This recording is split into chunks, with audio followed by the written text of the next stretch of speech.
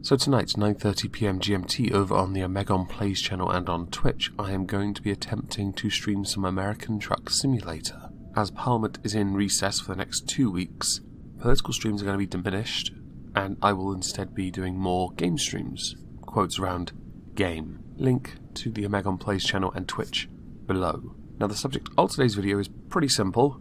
David Lammy, bit of a twat.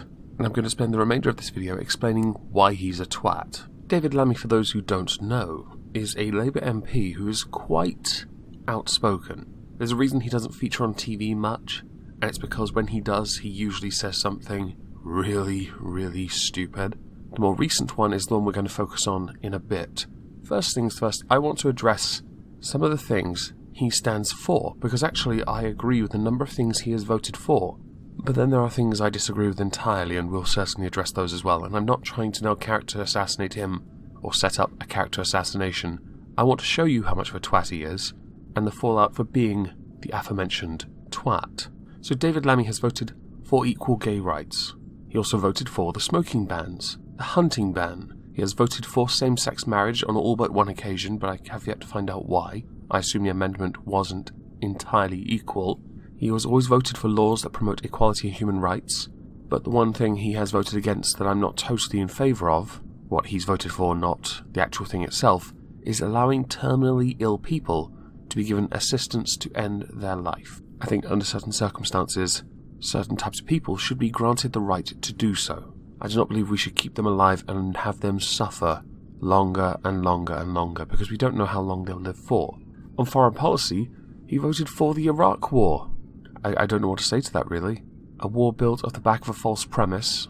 An illegal war at best. He also voted for more EU integration, so there's the popular one.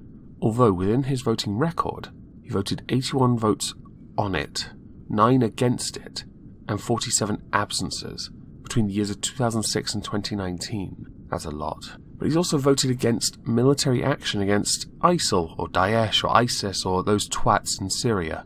With his voting record on welfare and benefits, he typically votes in favour of spending more money on giving people more money. But that's a very typical Labour position. Sometimes it's in line with prices, which is where he does vote to raise benefits. I tend to agree with that. If cost of living goes up, benefits shouldn't be a flat rate. It should somehow match that, but be proportionate in its own way. He does, however, vote against making councils responsible for helping those in financial need afford the council tax. I tend to think they're wrong, or he's wrong, on that.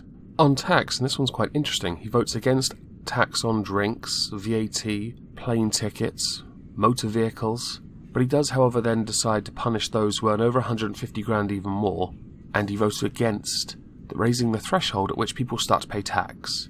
It's quite the contradiction within his taxes, where he doesn't want people to earn more money before they pay tax, because it used to be about £6,000 a year before you pay tax, whereas now it's like £12,500. But he also wants to pay, or make people who earn even more money pay a higher amount, known more commonly as the 50p tax rate. There's also another tax on here he supports called the mansion tax. Fan-freaking-tastic. You support punishing those who have earned the right to have the house by making them pay even more money based on the value of the house. To me, I don't agree with that. If ever there was a sign that this country or certain people in this country want to punish people for earning the right to have something nice, that tax is a damning statement of it. Also, you voted against reducing capital gains tax. That's interesting. And to add to the tax issues, you also voted against measures to reduce tax avoidance. I really don't understand you now. You're really contradictory. On a small plus, you are heavily in favour of the NHS, because you voted for restricting the provision of services to private patients by the NHS, you voted for introducing foundation hospitals, and he's always voted against reforming the NHS so GPs buy services on behalf of their patients. I tend to agree with all of this.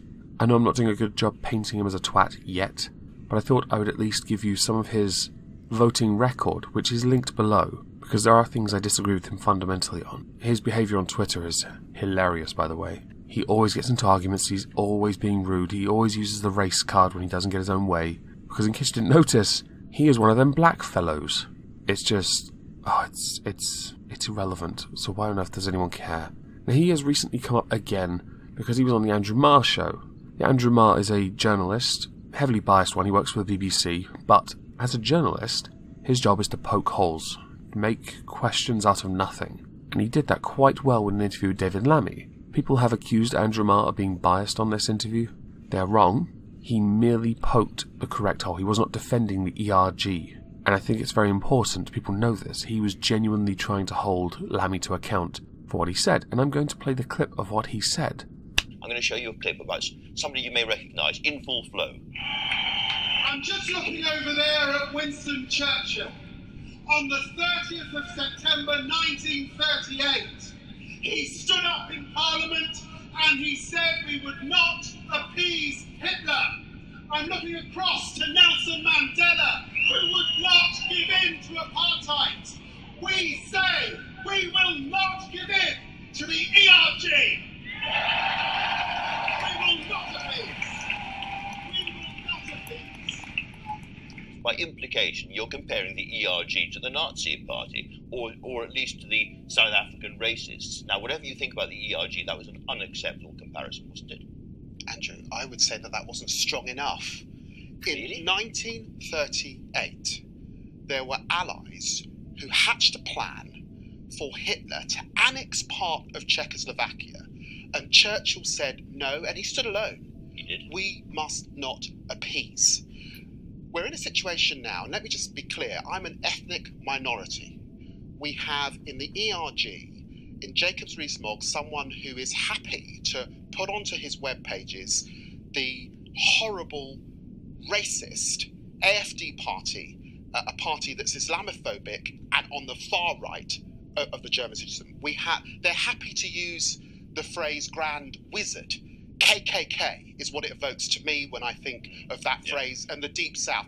I'm sorry, but very, very seriously, of course we should not appease that. Of course we should not appease that. Jacob Rees-Mogg has been absolutely clear that he does not endorse the AFD, and the Grand Wizard stuff, we don't know where that came from. It's a dangerous thing, surely, to accuse him of being close to Nazi ideology. We do know that Boris Johnson is with Steve Bannon, who is a white supremacist.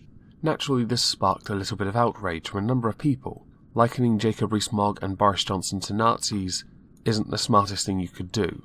A number of people have come out in support of David Lammy, stating that they're glad he didn't concede any ground against Marr's attempted defence of the ERG, but he wasn't defending the ERG, as I've already stated. In the interview, I will link it below, the full video.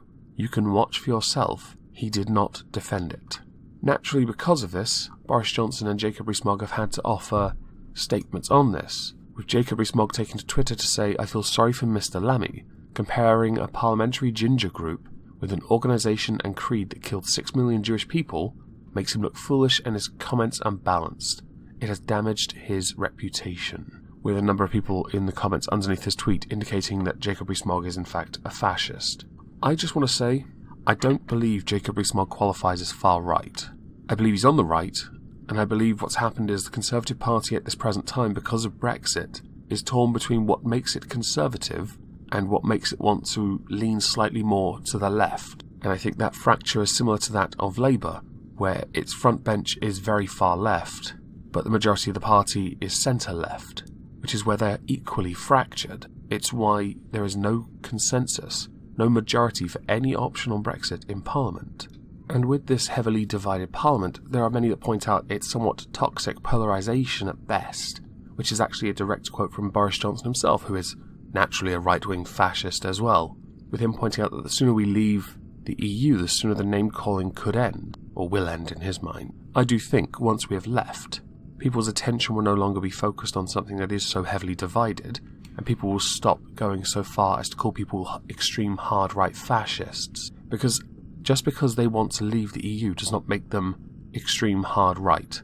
No, it makes them extreme correct, in the sense that we voted to leave, and Parliament is doing everything it can to not. Their voices, regardless of which side of the political compass they're on, is now the correct one because they are enacting the will of the people and pushing to enact the will of the people.